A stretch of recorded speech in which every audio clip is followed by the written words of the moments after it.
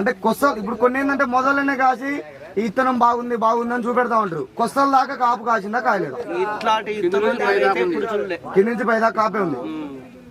సరే okay, thank you అన్న. పెట్టుకోండి, మీ తోటి రైతులకు చెప్పండి, మంచిగా ఉంటేనే చెప్పండి. 5 ఫీట్ల ఫస్ట్ కింద నుంచి స్టెప్ నుంచి 5 ఫీట్ల వరకు 4 ఫీట్ల వరకు కాసింది. కింద నుంచి 4 ఫీట్ల 5 దాకా కాసింది. టోటల్ కాసింది. కాసి అడ్డం పడ్డ తోట అసలు చెట్టు లేపినా ఆగట్లేదు. ఏ రైతైనా వేసుకోవచ్చు. ఇక్కడ వచ్చిన రైతులు ఎవ్వరైనా 10 మంది చెప్పి వేసుకోవచ్చు. ఇది ఎందుకు వేసుకున్నాం అంటే మాకు ఒకసారి మేము అక్కడ గుండెలపై చూపించినాం, మాకు డొట్ట వచ్చేసి మళ్ళీ ఇంకే వేరే కాడ చూపించాం. 2 దుక్కులు చూపెట్టా.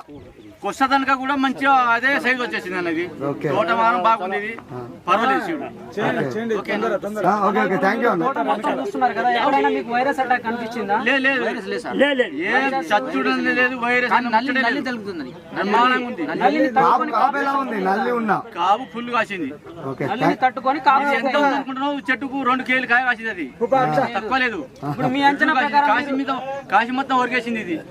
అన్నగారు ఇప్పుడు రైతు కదా, మీ రైతు వారిగా చెప్పండి, ఇప్పుడున్న ఈ కాపు ఎంత దిగుబడి వచ్చే అవకాశం ఉంది? ఇదా 35 క్వింటాలు వస్తుంది అన్నది. 35 క్వింటాలు బరాబర్ వస్తుంది. 35 క్వింటాలు బరాబర్. ఈ విధంగా చెప్పుకుంటున్నారు కానీ అంతకైతే ఎవరి తోటలు అయితే ఇంతగా రావట్లేదు.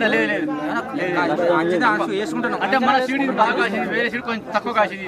అంటే నల్లికి తట్టుకున్నది, ఈ వర్షాన్ని తట్టుకున్నది, బ్రహ్మాండం కాసింది. అయితే రైతు సోదరులారా, నేను కూడా చాలా ఫీల్డ్ అయితే తిరగడం జరుగుతుంది. సో ఆ ఫీల్డ్ తో కనుక ఇది చూసుకున్నట్లయితే చాలా బాగా అయితే వచ్చింది. కాపు అనేది బాగా సెట్ అయింది. రైతు మాట్లాడుతా ఫోటోలు అక్కడ నుంచి